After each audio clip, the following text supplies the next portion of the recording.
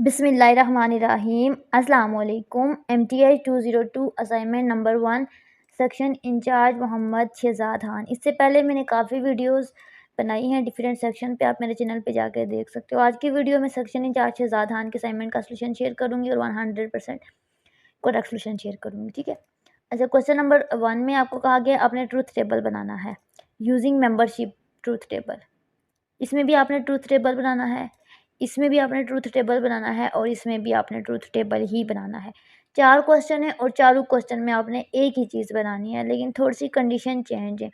पहले वाले truth table में आपने क्या करना है, logically equivalence using membership truth table. Membership truth table बनाना है, इसमें दूसरा ट्रूथ टेबल बनाना है। मैं आपको इसका सॉल्यूशन शेयर करती हूँ। अच्छा, इसमें क्वेश्चन नंबर 1 था, इसमें आपने ना ट्रूथ टेबल को यूज़ करना था और लॉजिकली इक्विवेलेंस प्रूव करना था।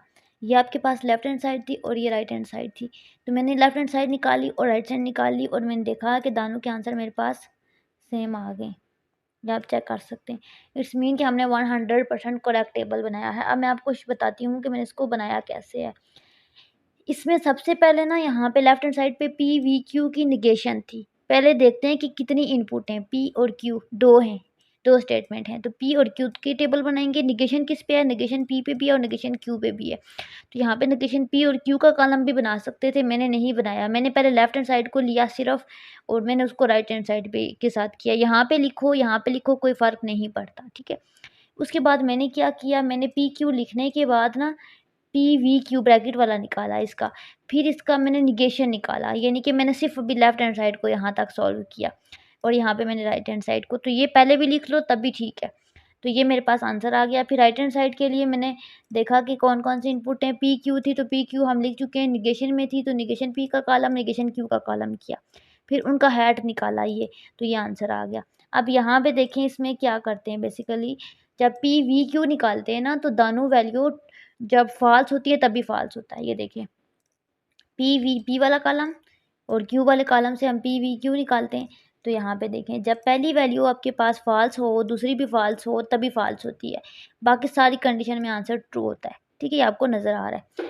उसके बाद इसकी निगेशन करेंगे तो सिंपली इसी चीज़ को नेगेटिव में कर देंगे, इसी चीज़ को हम नेगेटिव में कर देंगे, यानी कि जो फॉल्स है वो ये चीज़ जो थी ये, इसको अपोजिट कर देंगे। जो ट्रू होगा वो फॉल्स कर देंगे, जो फॉल्स होगा उसको ट्रू कर देंगे। ये देखिए ये ट्रू था, इसको फॉल्स कर दिया, ये ट्रू था, इसको फॉल्स कर दिया, ये ट्रू था, इसको फॉल्स कर दिया, ये फॉल्स था, इसको ट्रू कर दिया। अब राइट हैंड साइड को करना है, तो राइट हैंड साइड के लिए बेसिकली हमने क्या करना है, निगेशन पी का कॉलम ड्रा करना है, निगेशन क्यू का कॉलम ड्रा करना है। तो यहाँ पे देखिए निगेशन पी में हमारे पास ये जो पी में जो था ना उसका अपोजिट हो जाएगा। यहाँ पे ट्रू ट्रू फॉल्स फॉल्स था, तो यहाँ पे फॉल्स फॉल्स ट्रू ट्रू होगा, और यहाँ पे ट्रू फॉल्स था, तो यहाँ पे फॉल्स ट्रू हो जाएगा, ठीक है। अब हमने इसका हेड निकालना है, तो हेड में बेसिकली ये होता है कि जब आपके पास दोनों बातें ट्रू होंगी तभी ट्रू होगा। तो यहाँ पे जब दोनों बातें ट्रू होंगी तभी ट्रू होगा, उसके अलावा बाकी सारी कंडीशन में फॉल्स होगा, ठीक है। इस तरीके से हमने इसको कंस्ट्रक्ट किया और देखा कि आंसर इस साइड का सेम आ गया। इट्स मीन हमने ठीक किया है। क्वेश्चन नंबर 2 में आपने बताना है टोटोलॉजी है, कंट्राडिक्शन है या कंटाजेंसी है। टोटोलॉजी का मतलब है कि सारे आंसर ट्रू आते हैं, कंट्राडिक्शन का मतलब है सारे आंसर फॉल्स आते हैं, कंटाजेंसी का मतलब है कि कंटीजेंसी का मतलब है कि मिक्स आते हैं। तो इसको हमने सॉल्व किया, इसका ट्रूथ टेबल बनाया। बेसिकली इसमें हमें ये चीज़ पूरी बनानी थी। तो सबसे पहले हमने क्या किया, यहाँ पे देखा पी क्यू 2 इनपुट थी, तो पी का कॉलम ड्रा किया, क्यू का ड्रा किया। उसके बाद देखा कि निगेशन में क्या-क्या है, तो मैंने देखा निगेशन में क्यू है और पी है, तो मैंने निगेशन पी का कॉलम भी ड्रा किया, निगेशन क्यू का कॉलम भी ड्रा किया। उसके बाद हमने इसके ब्रैकेट वाले पोर्शन को सॉल्व किया, पी इम्प्लाइज़ क्यू के लिए कॉलम ड्रा किया, फिर इस वाली ब्रैकेट के लिए अलग सॉल्व आउट किया और एंड पे इन दोनों को सॉल्व किया, ठीक है। अब मैं आपको बताती हूँ यहाँ पे मैंने क्या किया। ये आपके पास पी वाला कॉलम था, तो इसकी जब निगेशन निकाली तो सारी वैल्यू चेंज होगी। जो आपके पास ट्रू था वो फॉल्स हो जाएगा, जो ट्रू था फॉल्स हो जाएगा, जो फॉल्स था वो ट्रू हो जाएगा। सेम हमने क्या किया क्यू वाले कॉलम के लिए, सेम हमने क्या किया, क्यू वाला कॉलम देखा, ये है क्यू वाला कॉलम, तो इसकी निगेशन निकाली। इसकी निगेशन निकालने के बाद हमने पी इम्प्लाइज़ क्यू किया। पी इम्प्लाइज़ क्यू में बेसिकली हम क्या करते हैं, पहली वैल्यू पी वाली और क्यू वाली, ठीक है ये। तो इसमें क्या करते हैं कि पहली वैल्यू ट्रू हो, दूसरी फॉल्स हो, ठीक है, तभी फ़ॉल्स होता है, उसके अलावा बाकी सारी कंडीशन में ट्रू होता है। ये इसकी कंडीशन है याद करने की। मैंने वीडियो लेक्चर के अंदर इतना डिटेल में बताया हुआ है ट्रुथ टेबल के बारे में, एंड का, आर का, एक-एक लॉजिक कनेक्टिव का बहुत डिटेल में बताया हुआ है। आपने सिंपली जो है, मैं वीडियो की डिस्क्रिप्शन में सारे लिंक ऐड करूँगी, वहाँ से देखना है कि ये टेबल्स कैसे बनाते हैं, इस पे नेगेशन क्या है, कैसे अप्लाई होती है, कितने तरीकों से अप्लाई होती है, कंजंक्शन कैसे अप्लाई होती है, इसमें इम्प्लीकेशन कैसे इम्प्लाई जो है इम्प्लाइज जिसको कहते हैं वो कैसे अप्लाई होता है, सारा उसको में बताया मैंने। तो इसको बेसिकली सॉल्व आउट करके इसका आंसर चेक करना था कि क्या है। तो इसमें आंसर देखें, हमने देखा एक ट्रू था, ट्रू था, ट्रू था। इट्स मीन कि ये टोटोलॉजी हो जाता। अगर ये भी ट्रू होता ना, तो फिर ये हमारे पास टोटोलॉजी हो जाता। लेकिन एक फ़ॉल्स है, तो ये फिर टोटोलॉजी नहीं है। तो कंट्राडिक्शन के लिए यहाँ पे भी फ़ॉल्स होता है, यहाँ पे भी फ़ॉल्स। तो कंट्राडिक्शन भी नहीं, ये कंटाजेंसी है, यानी कि मिक्स है, कंटीजेंसी, कॉन्टिजेंसी। क्वेश्चन नंबर 3 में आपने ट्रुथ टेबल बनाना था और ये सिंपली ट्रुथ टेबल बनाना है। इस तरह से इसका 100% करेक्ट आंसर है, आप देख लो।